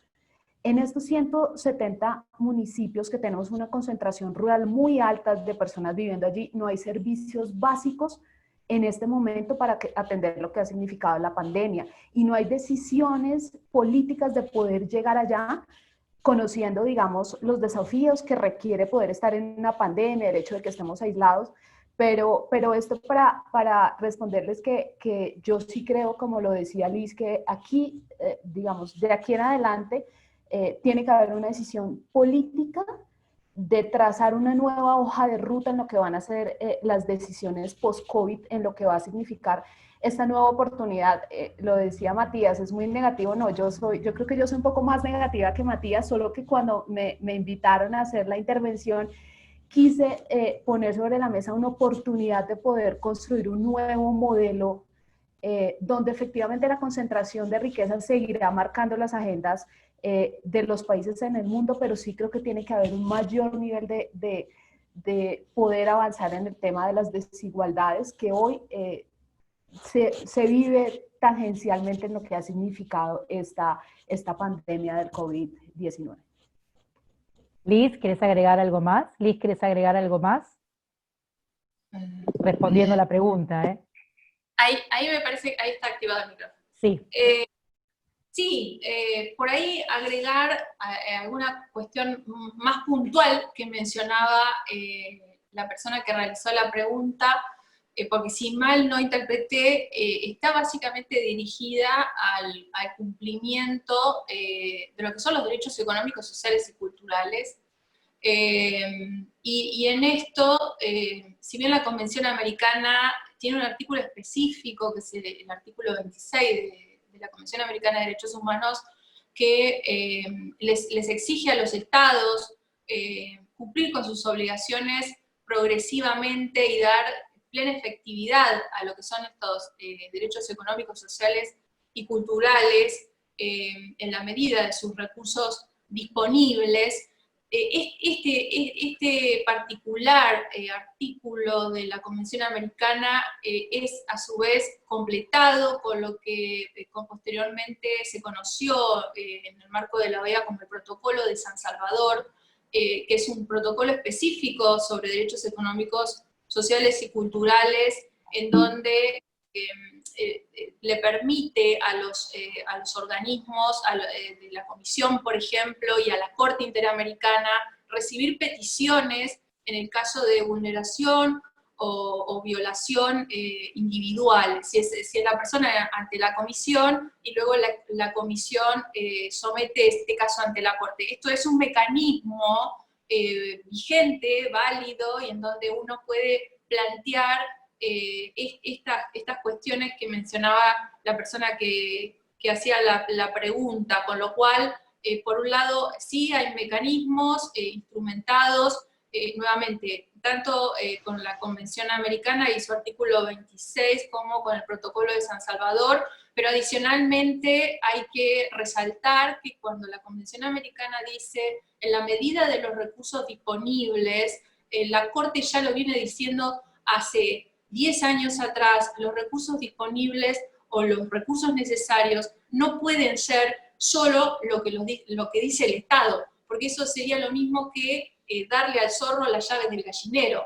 ¿Se entiende lo que quiero decir? Entonces, un poco en esta línea, decir que sí, que hay herramientas y que hay, por eso toda esta construcción internacional que hizo el sistema interamericano, ya limitándome al sistema interamericano del cual somos parte, ¿no? En donde hay relatorías, hay comisión, hay corte, hay distintos métodos y mecanismos que llevan adelante todo este conjunto de órganos creados. Bueno, muchas gracias a los tres por su respuesta. Y ahora tenemos una pregunta de Claudia, ¿está por ahí? Es una pregunta para Matías. Ahí está, hola. Sí. Hola Matías. Sí, bueno, mi pregunta es la siguiente. Digamos, por la pandemia se vio afectado el acceso a la salud de personas con patologías crónicas, si él tiene algún dato al respecto. No manejo esa información, en realidad, no sé qué responderte. Si querés algo más en relación, digamos, te referís a Argentina, a la región, precisamente, ¿no? Perdón, no escuché. No, bueno, si me repetís un poquito la pregunta, o sea, explayate un poco más. Claro, por ejemplo, las patologías crónicas como las autoinmunes, las personas oncológicas, con toda esta pandemia se vieron afectadas al acceso de la medicación, de acceder a los sistemas de salud, justamente por esta pandemia. Te pregunto como sociólogo. No tengo, digamos, datos concretos. Sí mencionaba anteriormente de la fragmentación de los sistemas de salud, digamos, en América Latina, de las dificultades que supone para las personas, por ejemplo, que están en zonas rurales o que no están en los grandes centros urbanos para acceder a esos sistemas de salud. También, digamos, que hay muchas diferencias dentro de un mismo Estado-nación, en lo que tiene que ver con el servicio de salud que brindan y los diferentes instrumentos que tienen para hacer frente, no solamente a la pandemia, sino a las diferentes patologías que se pueden presentar. Hay diferencias muy marcadas en lo que tiene que ver con equipamiento. Es decir, hay situaciones que vos no podés atenderte en algunas provincias y que las tenés que atender en la ciudad de Buenos Aires, o en otro gran centro urbano, y esa es una realidad. Entonces, si a eso le sumamos algunas patologías todavía más complejas, que requieren de unos tratamientos específicos, de desplazamientos entre provincias, o que requieren a lo mejor, tomarse un avión, o lo que sea, digamos, complejiza aún más, y obviamente generan ámbitos de mayor vulnerabilidad para esas personas. De hecho, digamos, algunas de las noticias que a mí me han resultado más resonantes también en este contexto fue de personas que ya tenían comprometidos tratamientos en el exterior, porque tenían comprometidos ciertos tratamientos y que por el hecho de la pandemia, digamos, se vieron suspendidos con todo lo que conlleva, digamos, para su estado de salud. Entonces, bueno, lógicamente tiene sus consecuencias. Sí, complementando eso también, Matías, si me permitís, también vimos en el ciclo anterior que también hubo una vulneración muy grande al acceso a la justicia, porque justamente el acceso a la justicia, como a los servicios de salud, también, y creo que es un poco como vos empezaste la charla, Matías, lamentablemente diciendo que la peste desnuda varios almas y desnudó las grandes inequidades que existen en nuestra sociedad. Y eso es transversalmente a toda Latinoamérica. Lo que hemos visto es que desnudó más que nada la violencia, que la teníamos y la sabíamos y la veíamos, desnudó las desigualdades habitacionales, de salud, de acceso a la justicia, de educación, y así va a seguir profundizando. Y en esto quiero no solo cerrar, sino dejarles una pregunta que si quieren contestarla o es una pregunta media retórica. Ustedes saben que yo, al ser analista de relaciones internacionales, es más una mirada de perspectiva hacia adelante, ¿no? Este caldo de cultivo de una sociedad que está con mucha vulneración de derechos, con grupos vulnerables y en situaciones cada vez más de situaciones de vulnerabilidad. Este poco acceso a la justicia, esta situación de violencia que estamos viendo hacia las personas que trabajan en todo lo que es la defensa de los derechos humanos, en una situación, como bien Ivonne decía, y también como Matías y como Liz, de que existen herramientas internacionales, pero que en definitiva no se hacen mella en la actividad cotidiana. Mi preocupación es que la salida a la pandemia o a la salida a las cuarentenas extensas como tenemos en Colombia y en Argentina, y el problema del desempleo, la inactividad económica, el problema social va a ser mucho mayor. Esperemos que no, pero vemos que las situaciones van a ese camino, y sabemos que en situaciones de complejidades sociales también existe la posibilidad de abuso de autoridad por parte de los sistemas que tienen que estar protegiendo a los derechos humanos. Entonces, justamente me parece que entramos en un momento de reflexionar nosotros, tanto como científicos sociales y como ciudadanos, cómo nosotros podemos ser parte de la solución y no del problema, y de cómo todos esos instrumentos jurídicos, como Liz decía, que bien lo tenemos en Latinoamérica, podemos hacer que nuestros gobiernos entiendan que necesitamos que haya determinados parámetros para poder procesar esas demandas sociales que van a irrumpir en nuestras sociedades de alguna manera, esperemos que no sea violentamente. No sé qué piensan ustedes en esto, es una reflexión que yo me hago en vistas a la salida, por lo menos de la Argentina, a la cuarentena, esperemos en algún momento, la salida de Colombia, la salida de muchos de nuestras poblaciones latinoamericanos, a una salida que sabemos que el desempleo, la pobreza estructural y las cuestiones de violencia van a ser más cotidianas que antes. No sé, el que quiera hablar, que hable.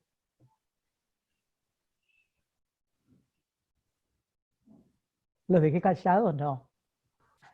Matías, ¿qué pensás? ¿O Liz?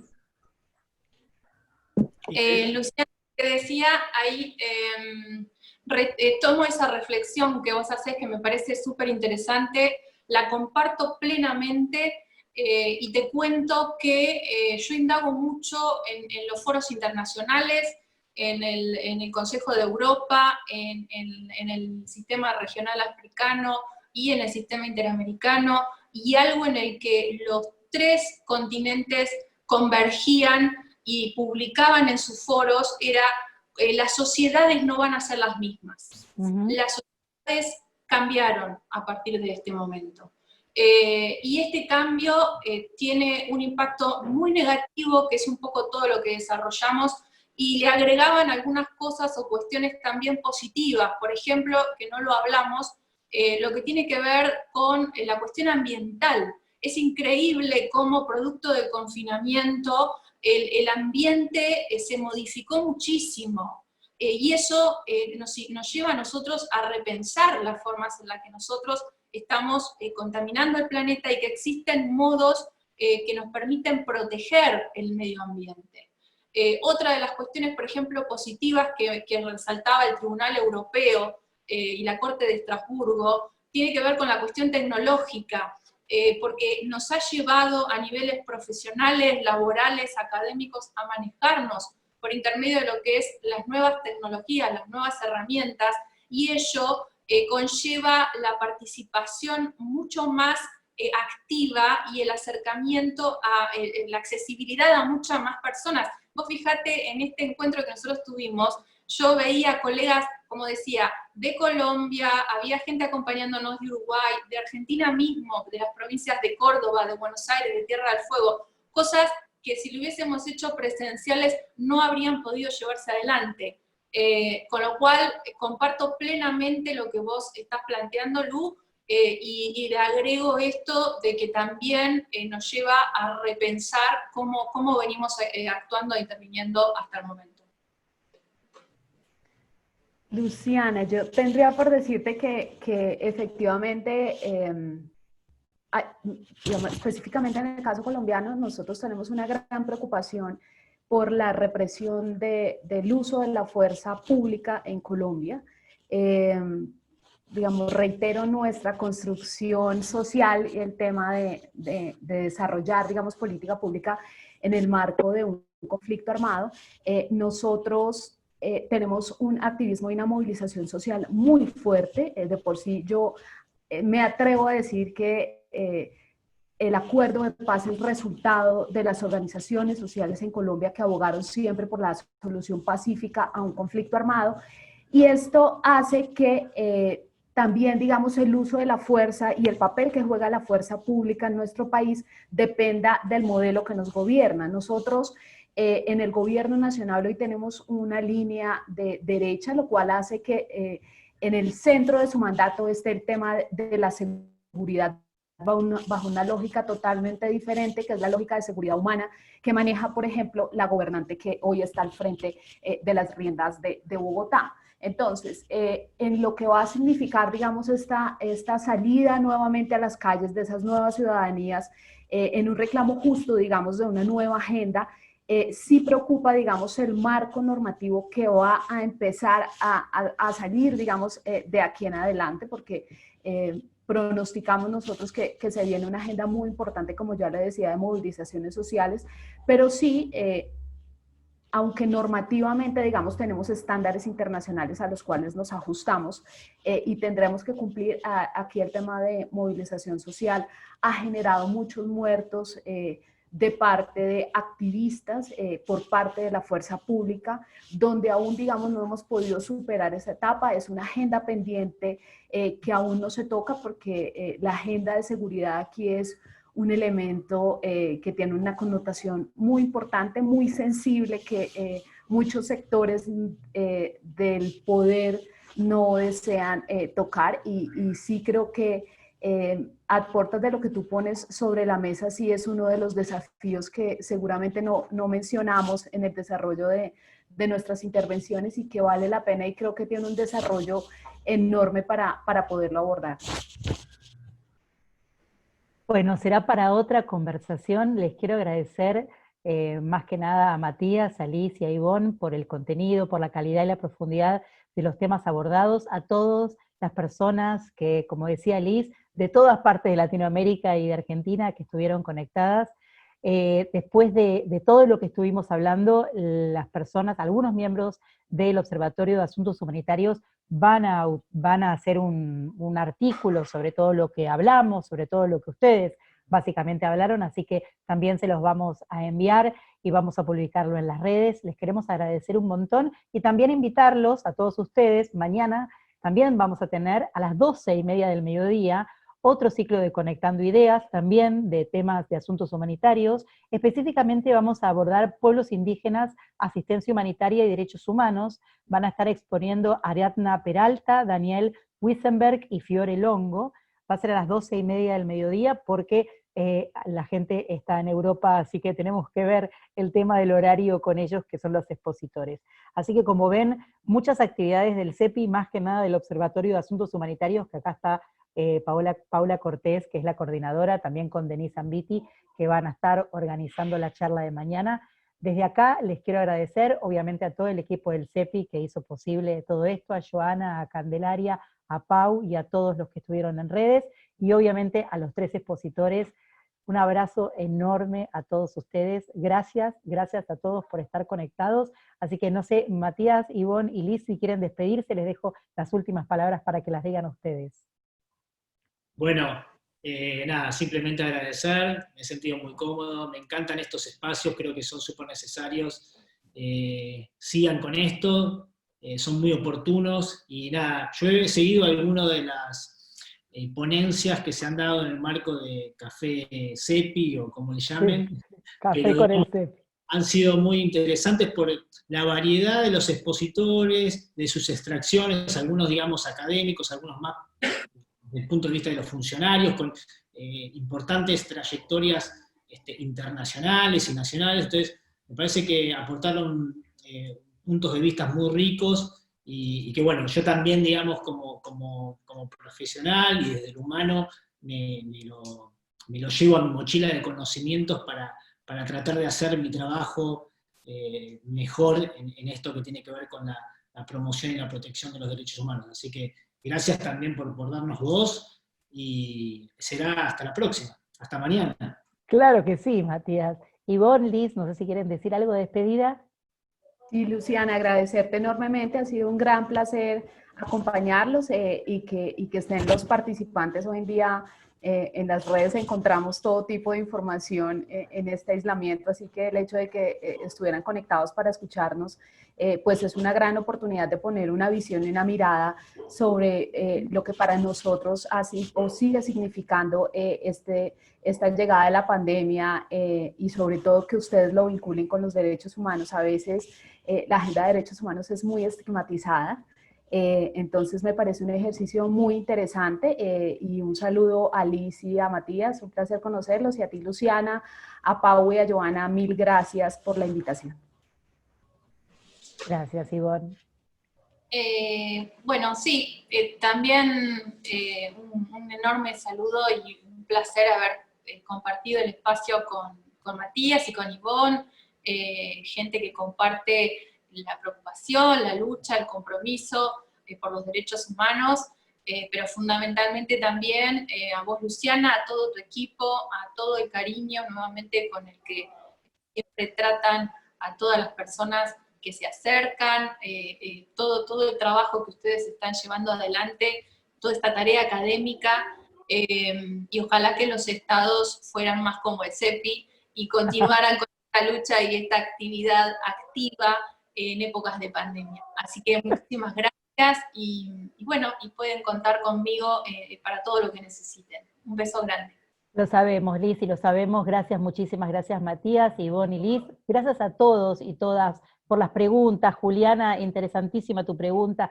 Gracias, Gloria, Carlos Franzante, toda la gente que día a día se conecta, Elizabeth Sotelo. Muchísimas gracias a todos. El que quiera puede volver a ver esto por las redes.